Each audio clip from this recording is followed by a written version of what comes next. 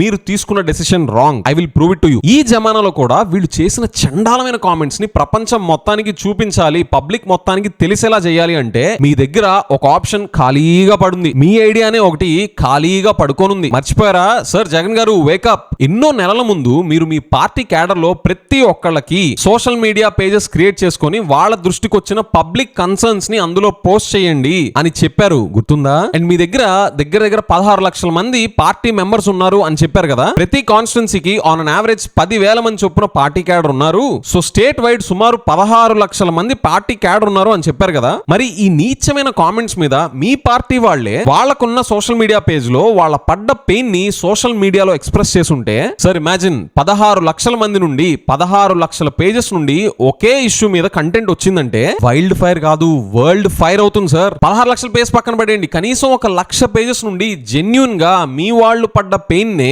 అదే టాపిక్ మీద కంటెంట్ వచ్చుంటే వరల్డ్ ఫైర్ అయ్యేది సార్. ఇది ఇష్యూ ఎందుకు చేయలేదు సార్? ఇది మీకు నిజంగా వాళ్ళ మీద ప్రొటెస్ట్ చేయాలి అనే ఉండుంటే మీరు చేయాల్సిన అవుట్డేటెడ్ పనులా, లేదా ఈ జమానాకి తగ్గట్టు సోషల్ మీడియాలో మీరు పడ్డ పెయిన్ మీద ఒక వైల్డ్ ఫైర్ క్రియేట్ చేయడమా? టెక్నికలీ ఇది ఎన్ని రెట్లు పవర్ఫుల్ ఒకసారి ఆలోచించండి. ఎన్ని రెట్ల ఎక్కువ ఇంపాక్ట్ ఉండే ఆప్షన్ ఇది ఆలోచించండి. మళ్ళీ దీనికి మీరు అడిషనల్ గా చేయాల్సింది కూడా ఏమీ లేదు. మీ ఓన్ పార్టీ క్యాడర్ ఉన్నారు కదా, 16 లక్షల మంది క్యాడర్ అని చెప్పుకుంటున్నారు కదా. 16 లక్షల పక్కన పడేసి 1 lakh పేస్ నుండి ఇది వచ్చిన దేశం మొత్తం ఇష్యూ వైపు చూసుండేది sir. I'm challenging you sir Jagan garu, how is your approach better than this? Tell me. పైగా ఇదేమి నేను చెప్పే కొత్త ఐడియా కూడా కాదు. మీ ఐడియానే, మీరు ఆల్రెడీ ఇనిషియేట్ చేసిన ఐడియానే, మీ ఐడియానే మీరు వాడక పడుకోబెట్టేశారు హాయిగా.